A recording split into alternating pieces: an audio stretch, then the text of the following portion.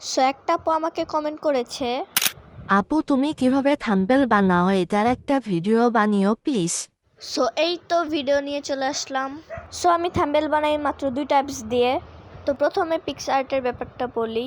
PicsArt দিয়ে ভালো thumbnail বানানো যায়, কিন্তু আমার মতে চ্যাটজিপিটি দিয়ে বানানোটাই বেটার। পিক্সআর্ট দিয়ে যদি থাম্বনেল বানাতে চাও তাহলে তোমার ব্রেন আর আমারও ব্রেন প্রয়োজন। তো অনেক ভাবাভাবি করতে হয় কীভাবে থাম্বনেল বানাবা। সো সেজন্য কিন্তু ব্রেন প্রয়োজন হয়, যেটা তোমার আর আমার কারোরই নাই।